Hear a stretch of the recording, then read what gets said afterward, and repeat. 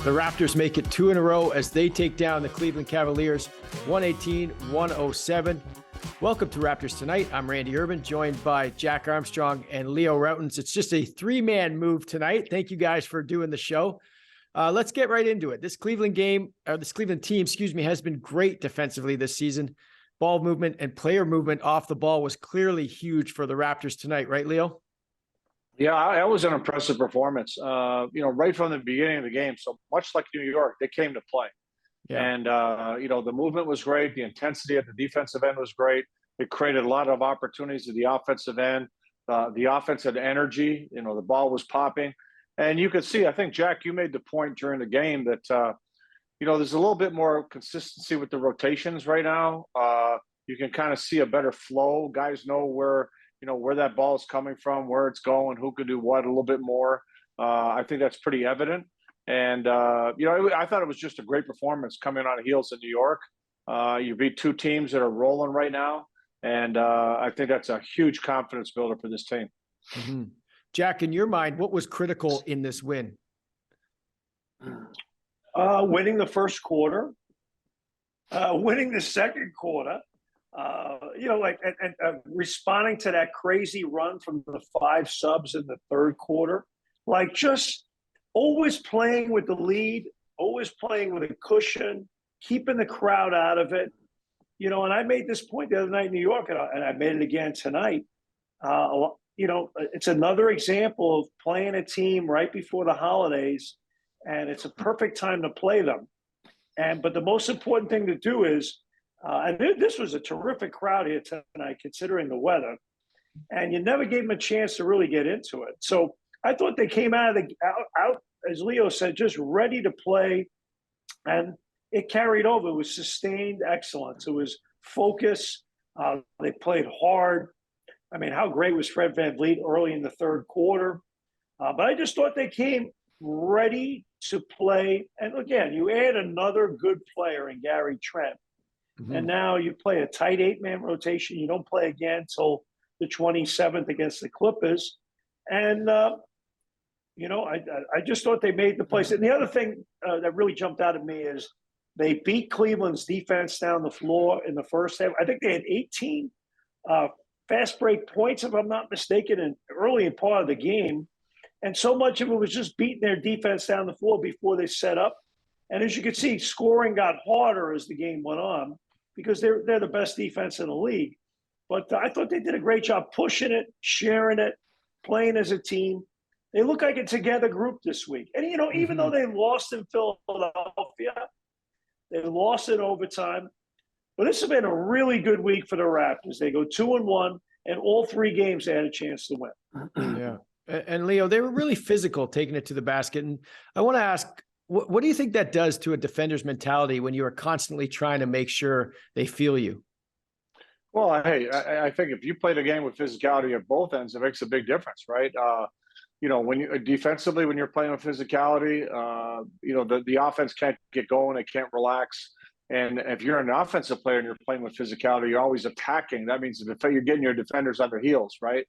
That means you're being aggressive. That means there's got to be more rotations on the defensive end. So when you're playing that way, I think it changes the game completely. And, the Raptors really set the tone, again, right from the beginning of the game.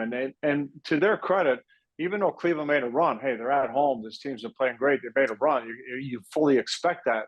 But the Raptors weathered that without a problem, just like you knew New York was going to make a run, and they weathered that too. And the way you do it is just to play one way.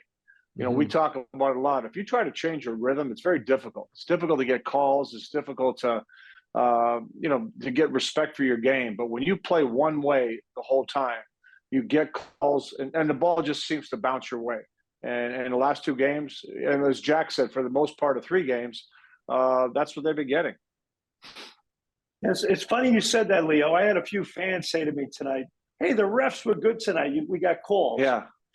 But to your point, there's a reason why they got the calls. They got the calls because they earned it. And they earned it right from the beginning. And when you're the road team, I think it's all on you. It's all on you. Because if not, it's very easy for the refs to roll over and get influenced by the home crowd. you got to come out and really punch first and punch often. But to Leo's point, Randy, I mean, he's dead on about it because the referees knew who the better team was tonight. Yeah. And Jack, it's great to make shots too, right? 19 threes, 51% from beyond the arc. You think the win in New York reignited their confidence? And of course, when you're confident, you just shoot better. I even saw it in the loss against Philadelphia. They played more like a team. I thought they were completely disjointed against Golden State. I thought they played a really hard-nosed competitive game against Sacramento and Brooklyn the week before. And I saw some really good things. But you're missing OG Anunoby. You're missing Gary Trent Jr. You just don't have enough talent to win. And OG comes back, but takes a few games to get him riled up again. OG Anunoby, I've never seen him play better as a pro than right now. I mean, he's in Donovan Mitchell's head, okay? I mean, if you look at Donovan Mitchell the last two games, I mean, so to me, the ball move and the shots that you're getting, and Leo and both you and Randy, you both know this. When you get shots in your personal rhythm, where you're able to kind of step 1-2 into your shot, you're going to make more of them. And I just think the ball's getting to the weak side a little bit more. They're hitting the paint. I thought Malachi Flynn had an incredible play tonight on the left side where he, a few different changes of direction with his dribble. And then you got Fred VanVleet, an open three in the left corner. And it's rhythmic. It's like, it's different. And to me, it was interesting. We watched Golden State on Sunday night put on a clinic on ball movement, caring, sharing, all that fun stuff. And the last three games, I've seen the Raptors become more team. So, Leo, Jack mentioned the defense and OG getting in the head, of Donovan Mitchell. How were they able to slow Garland and Mitchell down? Because they only combined for 29 points tonight. Well, I think number one, they did a really good job of keeping him in front of them, right? I mean, those two guys get around everybody pretty easily. Garland seems to be able to get anywhere he wants, anytime he wants, and they limited that to a great degree. Even some of the buckets they got, they're down 20 and guy makes a bucket here or there. It wasn't anything that was really hurting you. So I thought, people forget that, when you can keep backcourt players in front of you, right? Everybody talks about help and rotations and all that, that's all great, but you got to be able to guard somebody. And there's a much more determined effort to guard, right? Guard your man. And I thought they did a really good job of that. And nobody lost anybody. Nobody fell asleep on anybody. And when you do that, you prevent those, those windows. Jack, you see it all the time. You're doing a good job on a guy. All of a sudden, you open up the window and you give him some great looks, and boom, he's back. Right? The Raptors really didn't give either one of these guys any windows to get a rhythm and feel good about their game. I just got to make one point. And we live too often in the world of instantaneous nonsense on Twitter. I'm not on it, thankfully. But there's a lot of people out there that don't. People want you to be on it. Watch. No. Well, I'm on it, but I'm not on it because I don't deal with it. But my point is, they're like Aaron Gomez, Thad Young, and Malachi Flynn are good team players. They helped the Raptors win as much as Scotty Barnes and Gary Trent Jr. and OG Anunoby and Pascal Siakam and Fred VanVleet did, because they're just secondary satellite team players that do what you ask them to do. And forget their stats. I don't even know. Aaron Gomez, I think, might have had 3 points. And, I don't even know. Young might have had 3 points, 2 rebounds, whatever. But they helped win. They ate up minutes, and they were really good, and they understand that they're the fourth or fifth option on the floor, but they don't hurt you. And, I think when you had Trent Jr. and Anunoby out of the lineup, and you got to start playing more guys, you start putting guys in bigger roles, and they hurt you.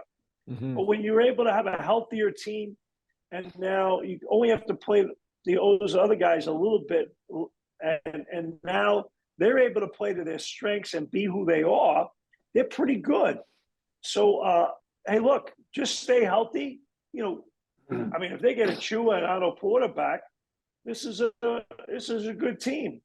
And you know, and here's the crazy thing. I'm talking too much, but they have a winning record with OG. They have a winning record with OG and Anunoby. They're 14-13 with him. They haven't won a game without him. So he's kind of important because he's a great two-way player. Another guy that was important and is important for the success of this team, Leo, is Scotty Barnes. And he was great tonight. You know, 25 points, 10 rebounds, 4 assists, but he was really active and aggressive early. Is that the key for him?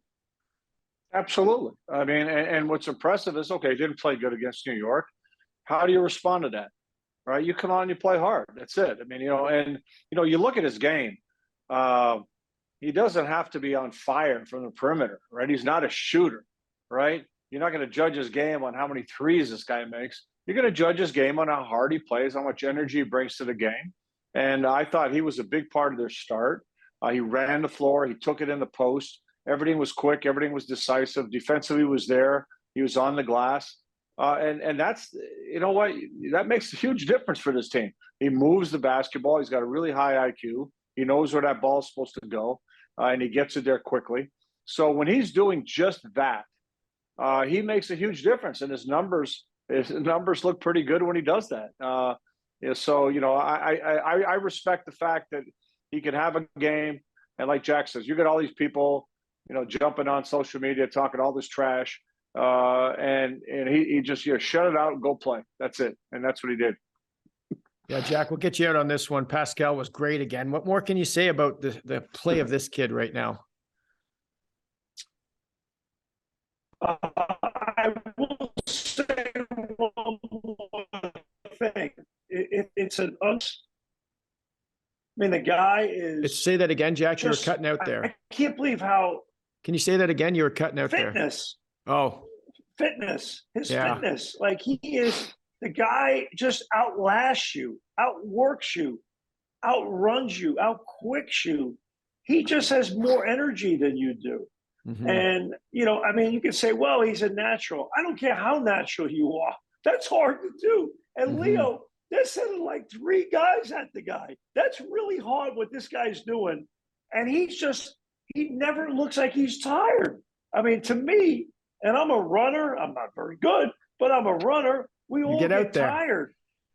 I get out there, but I'm like, that guy's out there and he's elite and he never gets tired. So you asked me for one thing I haven't said about him before. I'm just amazed at how just incredibly in shape he is. Yeah. You know what? You know, it's impressive. I said this earlier that, you know, he dropped 52.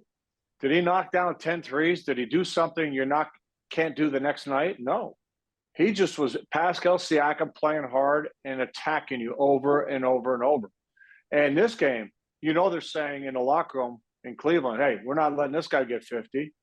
You know, he knows that too. So what does he come out? He's got I think it was in the first half, 7 assists for leading to 17 points. Okay. Now he still scored, right? He still scored. He still did a great job scoring, and he had his times when you don't have to get 50 every game. But the fact that when he's playing hard like this, and he's playing hard on every possession, last 3 games now, he's back to what we saw earlier. And when he's playing like this, man, he's a nightmare. And I said, you know, if I'm Pascal Siakam after that New York game, I'm excited about what I can do. Okay, because if I play that hard, I can kick anybody's rear end in his sleep, and not many guys can say that, and that's all about his intensity. All right, great stuff, guys, as always. All right, Raptors are off until December 27th when they host the Los Angeles Clippers. Tip-off goes at 7:30 p.m. Eastern. Don't forget, join us at Real Sports after the game as we take your questions and comments live. And on behalf of everyone here on Raptors Tonight, I just want to wish you all a safe and happy holiday. Thank you for watching, and we'll see you next time.